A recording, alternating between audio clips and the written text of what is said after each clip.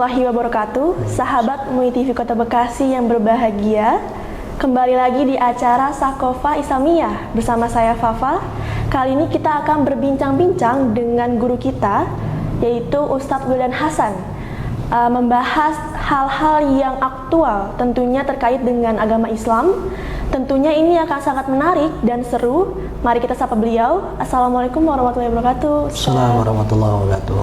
Bagaimana kabarnya Ustaz? Alhamdulillah sehat walafiat, insyaallah. Alhamdulillah. Belakangan ini sedang sibuk apa Ustaz? Ya, rutinitas dan tugas-tugas sehari-hari seperti ngajar di kampus, terus menyapa para jamaah di kajian-kajian. Iya, kemarin sempat ketemu juga di Iya, betul, di kajian Komisi Litbang. Iya, betul. Iya, tema kali ini adalah tentang agama Islam yang toleran. Iya. Ustaz. Jadi, pertanyaan pertama adalah bahwa agama Islam adalah agama yang moderat. Kira-kira Ustadz bisa menjelaskan kepada kita Islam yang moderat itu seperti apa Ustadz?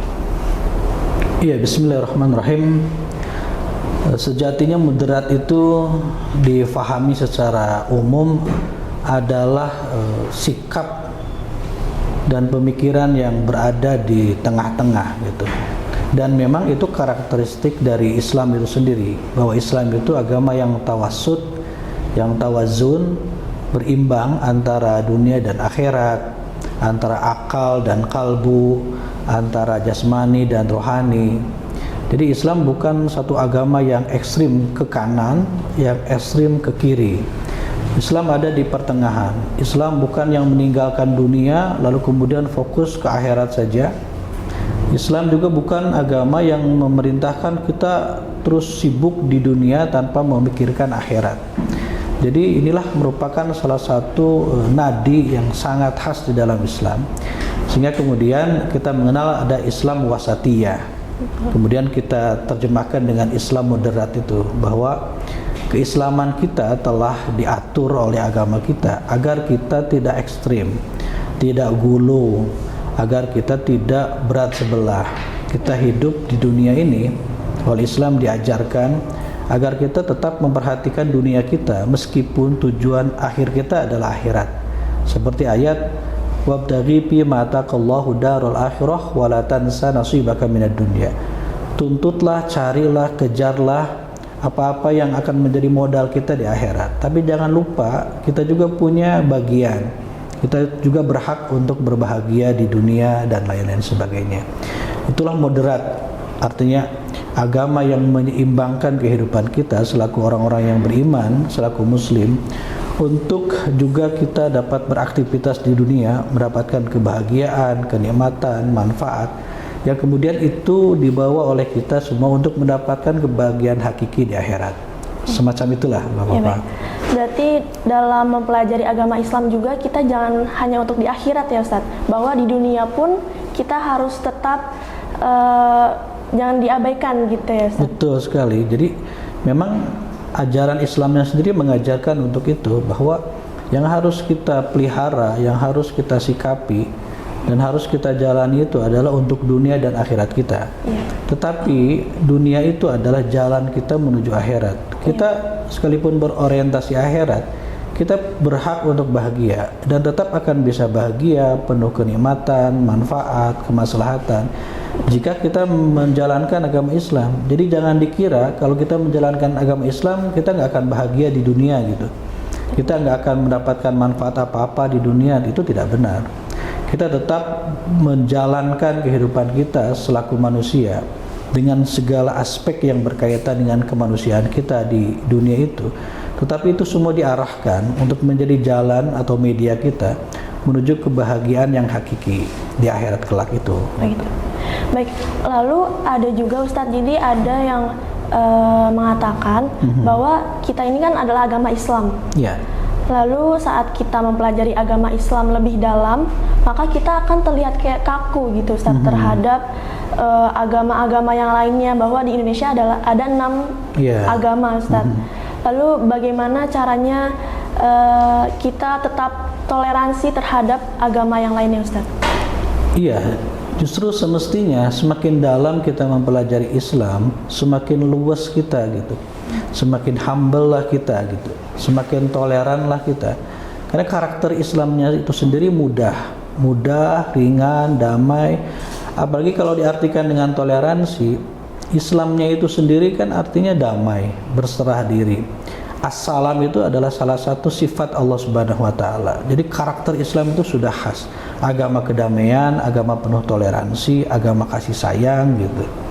Nah, agama seperti ini tentu tidak akan mengajarkan kekerasan, kekasaran dan lain-lain sebagainya yang bertolak belakang secara diametral dengan pesan-pesan dan nilai-nilai kedamaian yang ada dalam Islam itu sendiri.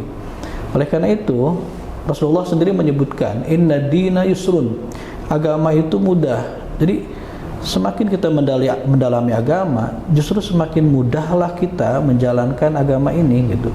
Semakin mudah itu tentu saja dalam hal aspek akidah, dalam hal ibadah, dalam hal pergaulan kemasyarakatan, kan itu juga semua diatur oleh Islam.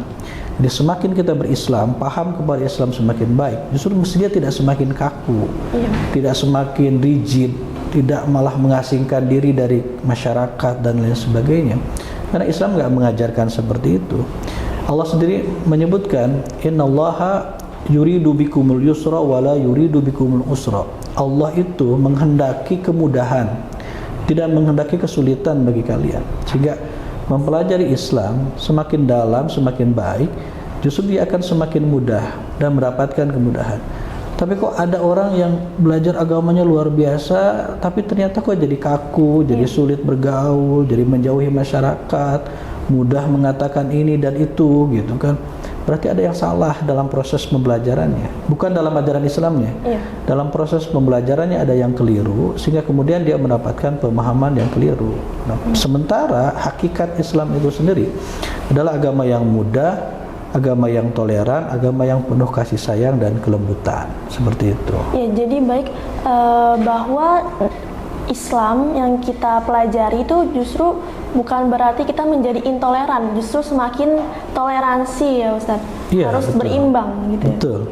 Kita diajarkan oleh agama kita untuk bersikap toleran kepada apa-apa yang memang kita harus toleran. Betul. Tetapi juga Islam mengajarkan kita harus intoleran terhadap apa-apa yang memang semestinya kita juga intoleran. Jadi harus tahu kita menempatkan kemana kita harus toleran, kapan kita intoleran. Karena tidak semua harus kita toleransi. Kan seperti ada larangan-larangan di dalam Islam, larangan minum-minuman keras, berzina, berjudi dan lain-lain sebagainya. Masa kita harus toleran? Kan nggak bisa juga kita toleran. Itu justru kita harus intoleran terhadap apa-apa yang memang dilarang oleh agama. Tapi apa-apa yang dianjurkan oleh agama, seperti untuk baik kepada sesama manusia, dia itu muslim atau bukan muslim, itu ya kita harus laksanakan. Kita harus toleran.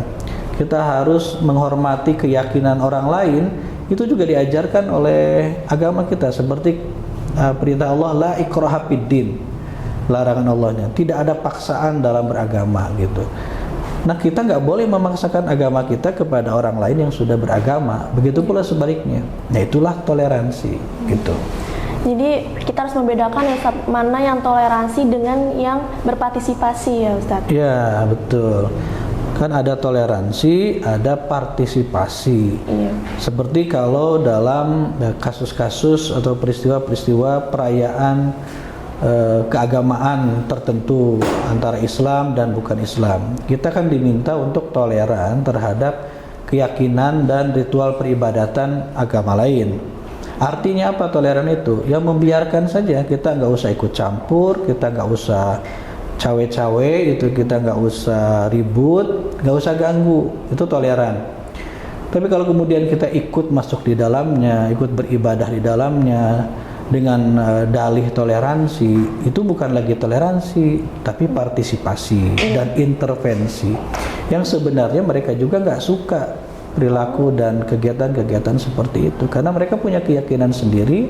Dan cara peribadatan sendiri yang semestinya ini murni, tidak boleh tercampuri oleh nilai-nilai lain, oleh praktek-praktek agama yang lain gitu sebenarnya. Betul. Lalu Ustadz, sebentar lagi kan umat Kristen akan merayakan selamat hari Natal ya, Ya, Ustadz? hari raya Natal. Hari raya Natal dan ada tahun baru.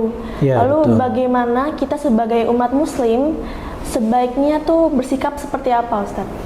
Ya, terkait hari raya Natal ini, para ulama berbeda pendapat. Ada dua pendapat besar. Ada yang mengharamkan kita umat Islam mengucapkan selamat Natal. Betul. Artinya kalau mengucapkan selamat Natalnya saja haram, apalagi kita ikut-ikutan kegiatan-kegiatan peribadatan agama mereka di hari raya Natal. Tapi juga ada yang berpendapat sebatas untuk sekedar pertemanan tanpa kita meyakini juga kebenaran hari raya Natalnya itu.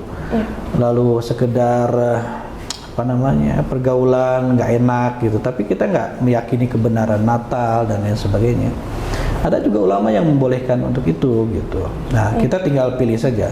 Jika memang teman kita itu contoh bestie kita gitu yang non muslim, dia merayakan hari raya Natal dan tidak mempermasalahkan kalaupun kita tidak mengucapkan selamat hari raya Natal, ya sudah nggak usah diucapkan.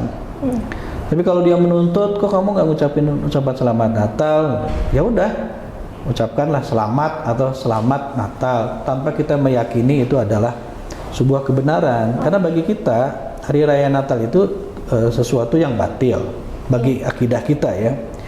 Tapi itu pendapat minoritas, ulama minoritas.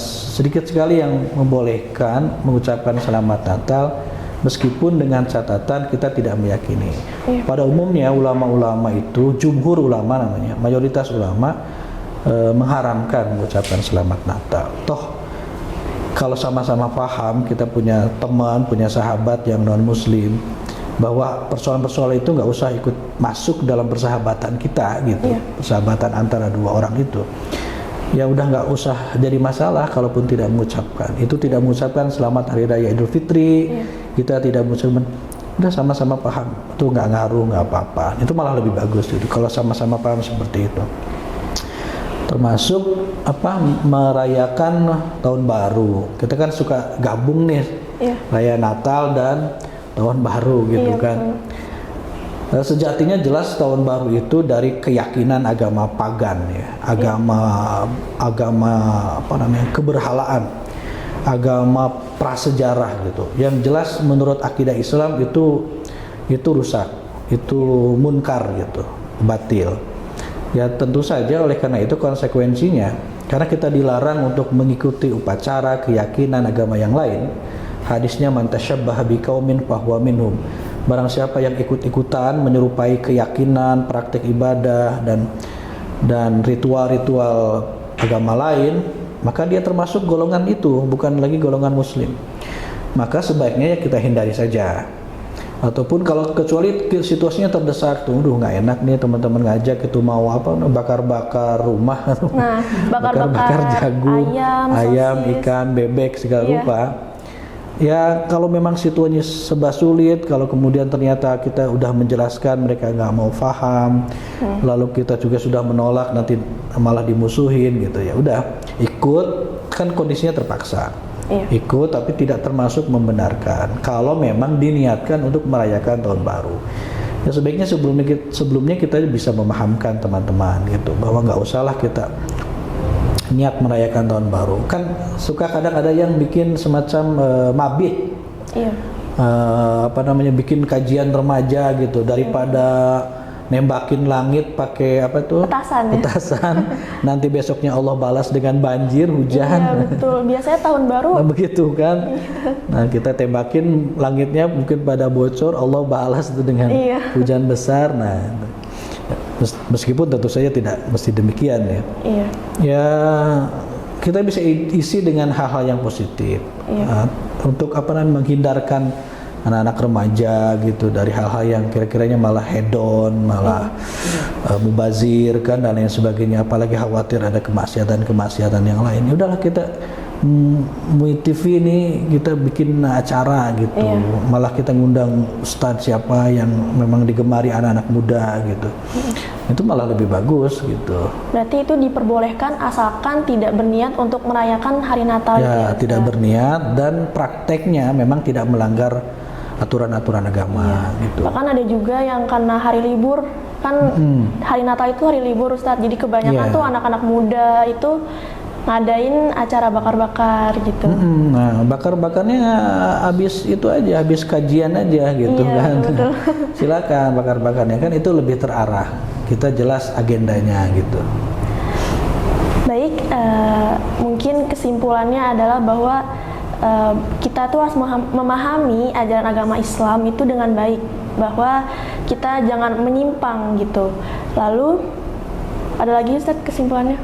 Iya, jadi Islam sebagai agama yang toleran itu secara dalil yuridis dari Al-Quran, dari As-Sunnah, secara historis, sejarah, secara sosiologis, maupun aspek-aspek lain itu tidak diragukan. Memang Islam agama yang toleran. Sejarahnya telah berbicara dengan tinta emas di lembaran-lembaran peradaban kita betapa tolerannya umat Islam.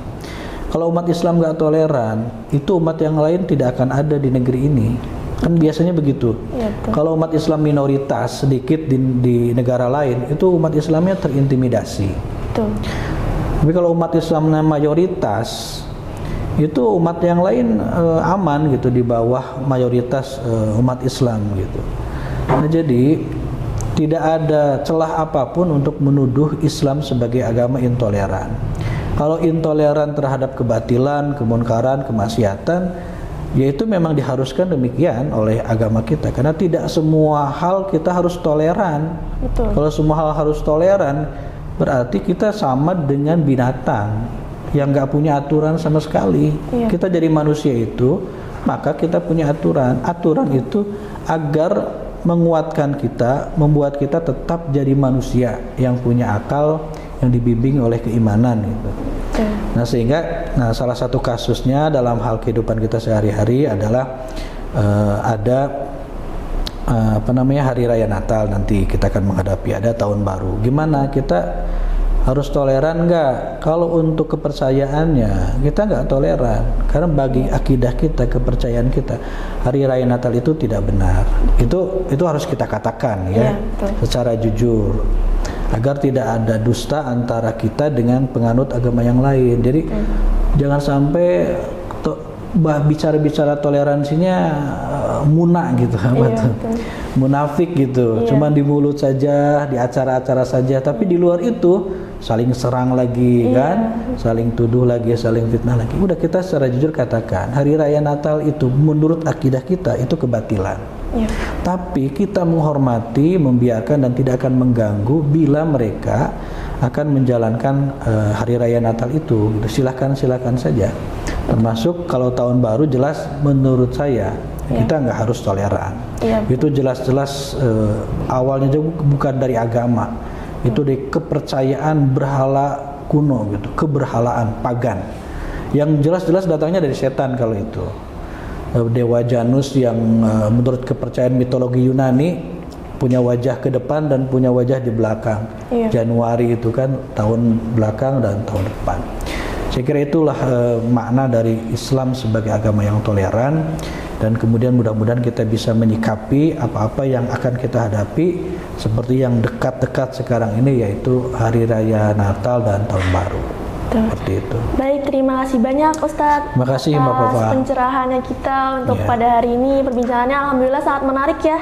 Ilmu-ilmu yang didapat, semoga sahabat MUI TV di rumah dapat mendapatkan kesimpulan untuk pada hari ini, dan terima kasih banyak Ustadz atas ilmunya. Amin. Alhamdulillah.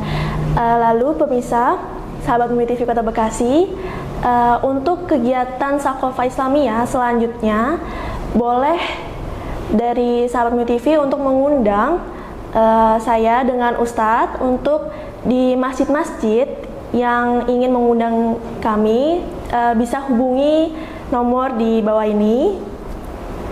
Nah, terakhir bahwa saya ingin mengumumkan bahwa tanggal 26 Februari 2023 MUI TV Kota Bekasi akan merayakan hari ulang tahun.